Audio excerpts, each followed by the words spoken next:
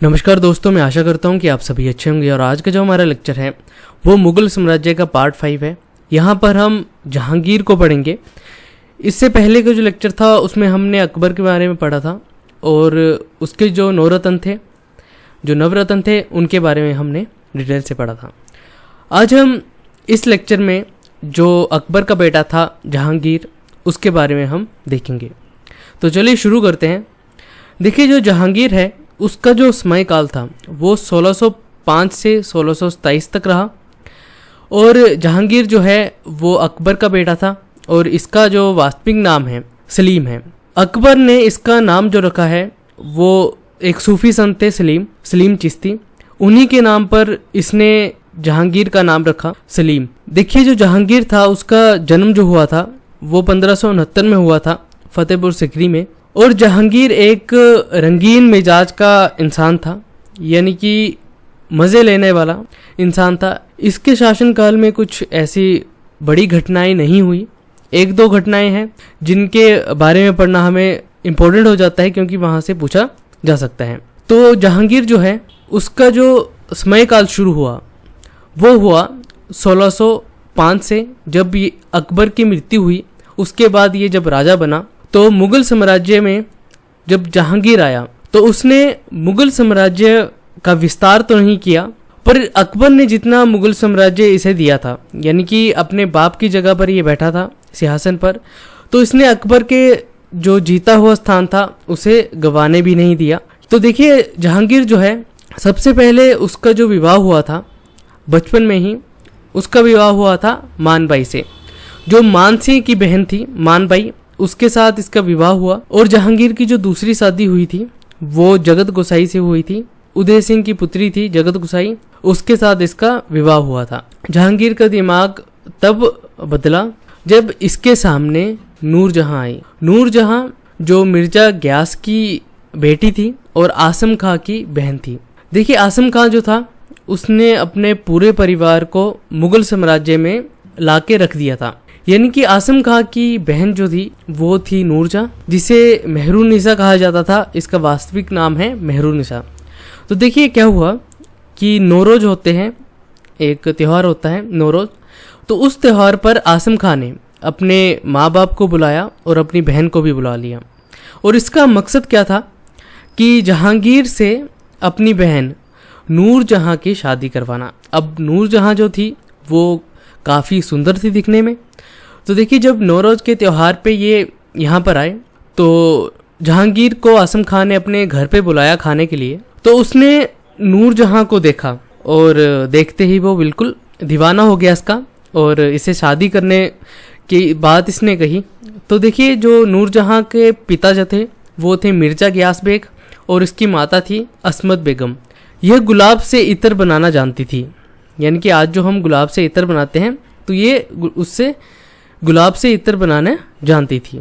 तो देखिए, नूरजहां का जब विवाह हुआ जहांगीर से, तो जहांगीर की ज़िंदगी में जब नूरजहां आई तो नूरजहां का काफ़ी दबदबा होने लगा और इसी के नाम से राज सिंहासन में काम होते थे। इसी के साइन से जहांगीर ने नूरजहां के सिक्के चलवाए थे उसकी फ़ोटो के, जहाँ पर उसकी आकृति बनी होती थी, उस आकृति के इसने सिक्के चलवाए थे। पर जो नूरजहां थी इसकी शादी पहले अली कुली खान से हो गई थी। 17 साल की उम्र में इसकी शादी पहले अली कुली खान से हो गई थी। इसकी मृत्यु हो गई। और नूरजहां की एक बेटी भी थी लाडी बेगम, तो इसे भी आप याद रखिए। और इसका नाम था मेहरुन्निसा। इसे पूछा जा सकता है कि नूरजहां का वास्तविक नाम क्या था, तो मेहरुन्निसा था इसका वास्तविक नाम। देखिए, जहांगीर ने जो मिर्जा ग्यास था जो इसका पिता था उससे इत्मद-उद-दौला नाम की एक उपाधि दी थी, यानी कि राज्य का स्तंभ इसका मतलब होता है इत्मद-दौला। तो ये उपाधि जहांगीर ने मिर्जा ग्यास को दी थी। देखिए, मुगल साम्राज्य में जब जहांगीर का शासनकाल था तो इसे चित्रकला का स्वर्णिम काल कहा जाता है, क्योंकि जहांगीर जो था वो काफ़ी अच्छे पेंटिंग बनाया करता था और इतना निपुण था पेंटिंग में कि पेंटिंग को देख कर ही बता देता था कि ये पेंटिंग किसने बनाई है। और यहाँ तक कि एक पेंटिंग है उसकी नाक अगर कोई दूसरा पेंटर बनाए, उसकी आंख अगर दूसरा पेंटर बनाए, तो वो भी ये पहचान लेता था कि ये इसकी आंखें किसने बनाई है, या इसका नाक और या इसका मुंह किसने बनाया है। अलग अलग पेंटर भी अगर उस तस्वीर को बनाते थे तो ये पहचान लेता था, यानी कि इतना निपुण था पेंटिंग में। तो इसीलिए इसके काल को चित्रकला का स्वर्णिम काल कहा जाता है। देखिए, मनोहर और मंसूर विसनदास ये मशहूर पेंटर थे इसके काल में, जो पेंटिंग करते थे। देखिए, जहांगीर के शासनकाल में कोई बड़ी उपलब्धि इसने हासिल नहीं की थी, ना ही इसने युद्ध लड़े, पर इसने क्या किया, एक न्याय की जंजीर यहाँ पर लगवाई थी। न्याय की जंजीर का मतलब क्या था कि इसने जो आगरा है, इस समय आगरा का नाम था अकबराबाद, तो वहाँ पर इसने न्याय की जंजीर लगवाई थी। 2 पत्थर थे यमुना तट पर, जो शाहरबुर्ज के 2 पत्थर थे, उसके बीच में इसने न्याय की जंजीर लगवाई थी। यानी कि एक घंटी थी जिसे कोई भी बजाता था तो उसकी अर्जी लग जाती थी राजा के पास, यानी कि सीधे वो राजा से मिल सकता है। जैसे आज के समय में होता है कि डीएम होता है एक जिले में, तो कोई पटवारी अगर गलत करे या कोई भी सरकारी ऑफिसर आपसे गलत करे तो आप सीधे डीएम के पास जाते हैं। तो इसीलिए इसने क्या किया कि न्याय की जंजीर लगवाई थी। जो भी उस न्याय की जंजीर को बचाता था, उस घंटे को बचाता था, तो वो उसकी अर्जी लग जाती थी और वो सीधे राजा के पास जा सकता था। तो इसने ये एक काम किया था जो बहुत ही ज़रूरी था। ये जो था, ये आम जनता के जो प्रॉब्लम थी उसे सॉल्व करना चाहता था, तो इसने ये कार्य किया था। देखिए, जो जहांगीर है वो लिखने में भी बहुत शौकीन था। इसने अपनी एक किताब शुरू की थी, तुजुक ए जहांगीर। ये इसकी आत्मकथा है और इसे जो पूरा किया था वो मोहम्मद बिन खान द्वारा पूरा किया था। तो इसकी आत्मकथा है तुजुक ए जहांगीर, तो इसे आप याद रखिए। और न्याय की जंजीर को भी आप याद रखिए। कई बार पूछा जा सकता है कि न्याय की जंजीर किस मुगल शासक ने लगवाई थी, तो जहांगीर ने लगवाई थी। अब देखिए, जब जहांगीर का विवाह नूरजहां से हो गया था, तो नूरजहां के नाम पर सारे काम होते थे यहाँ पर, और इसने नूरजहां के नाम पर सिक्के भी चलवाए थे। अब देखिए, यहाँ पर जो जहांगीर का शासनकाल चल रहा था, इस समय पुर्तगाली तो यहाँ पर आ गए थे और अंग्रेज भी यहाँ पर आ गए थे। यानी कि 1605 से इसका शासनकाल शुरू हुआ था, तो उस समय अंग्रेज भारत में आ चुके थे और इससे व्यापार करने के लिए, यानी कि इससे व्यापार करने की अनुमति लेने के लिए अंग्रेज इसके दरबार में आया करते थे। तो देखिए, सबसे पहले जो इसके दरबार में एक अंग्रेज आया था वो था कैप्टन हॉकिंस। ये फारसी भाषा बहुत अच्छे से जानता था, फारसी भाषा में ये निपुण था, और ये 1609 में जहांगीर के दरबार में आया और जहांगीर से अनुमति मांगी इसने, और जहांगीर ने इसे अनुमति दे दी और कहा कि सिर्फ तुम व्यापार ही करना और चुपचाप यहाँ से चले जाना। और जहांगीर ऐसा इंसान था कि कोई इसकी तारीफ़ कर देता था तो ये बहुत ही खुश हो जाता था। तो इसने की होगी तारीफ़, क्योंकि ये फारसी भाषा भी जानता था। तो कैप्टन हॉकिंस को इसने व्यापार करने की अनुमति दे दी।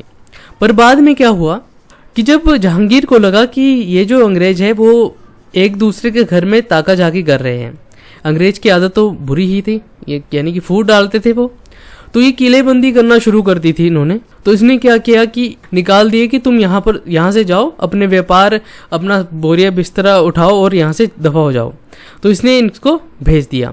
पर बाद में क्या हुआ कि एक और अंग्रेज इसके दरबार में आया था, सर टॉमस रो। ये आया और इसने कहा कि महाराज, हम कहाँ रोज रोज यहाँ से अपना बोरिया बिस्तरा बांध के ले जाएंगे, तो हमें यहाँ पर व्यापार करने की अनुमति दे दीजिए। तो फिर से जहांगीर ने इन्हें व्यापार करने की अनुमति दे दी और कहा कि इस बार तुम किलेबंदी मत करना, नहीं तो फिर से तुम लोगों को मैं यहाँ से भगा दूंगा। तो फिर से इन्होंने वही हरकतें की, फूट डालना शुरू कर दी। फिर लास्ट में जब विलियम फिंच आया और उसके बाद एडवर्ड टेरी आया, ये 2 अंग्रेज थे, पहले विलियम फिंच आया और फिर एडवर्ड टेरी इसके दरबार में आया अनुमति मांगने के लिए। और जब इसे अनुमति नहीं मिली तो उसके बाद जहांगीर की तो मृत्यु हो जाती है 1627 में। अब देखिए, जो जहांगीर था उसके 4 बेटे थे, पर उनमें से 2 बेटे जो थे वो अगले राजा बनने के लिए दावेदार थे। पहला था खुसरो और दूसरा था खुर्रम। अब देखिए, जो खुसरो था उसने जहांगीर के खिलाफ विद्रोह छेड़ दिया, उसके खिलाफ विद्रोह कर दिया। और ऐसा कहा जाता है कि खुसरो का जो साथ दिया था वो सिख धर्म के जो 5वें गुरु थे अर्जुन देव जी, उन्होंने खुसरो का सहयोग किया जहांगीर के खिलाफ। तो जहांगीर ने अर्जुन देव जी को हत्या करवा दी इनकी, और खुसरो जो था वो पहले ही जहांगीर की नज़र से गिर गया था। और इसका जो दूसरा बेटा था खुर्रम, अब ये राजा बनेगा। तो देखिए खुर्रम जो था उसने अहमदनगर को जीता था। अहमदनगर एक जगह थी, वहाँ पर इसने अभियान किया और उसे जीत लिया था। इसलिए जहांगीर ने इसे शाहजहां की उपाधि दी थी। तो जहांगीर ने खुर्रम को शाहजहां की उपाधि दी और अगला राजा जो बना वो शाहजहां बना। और जो शाहजहां का विवाह हुआ था वो अर्जुबंद बानो बेगम से हुआ था।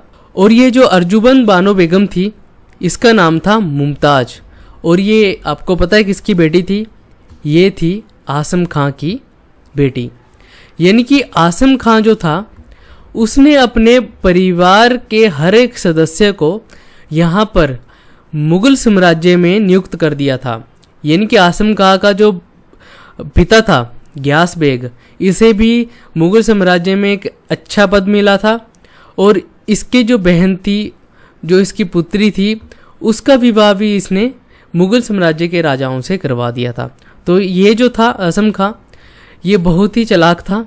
इसने अपनी बेटी का विवाह जो अर्जुबंद बानो बेगम मुमताज, जिसे मुमताज कहा गया, शाहजहां इसे प्यार से मुमताज कहता था, तो इसका विवाह इससे करवा दिया शाहजहां से अपनी बेटी का। और ये नूरजहां की क्या थी? भतीजी थी, क्योंकि बुआ थी, भाई की बेटी जो है वो भतीजी ही लगी इसकी। तो आसम खां ने अपने पूरे परिवार को मुगल साम्राज्य में घुसेड़ दिया था। तो देखिए 1627 में जहांगीर की मृत्यु हो जाती है और उसके बाद राजा बना शाहजहां। अगले लेक्चर में हम मुगल साम्राज्य को ख़त्म कर देंगे।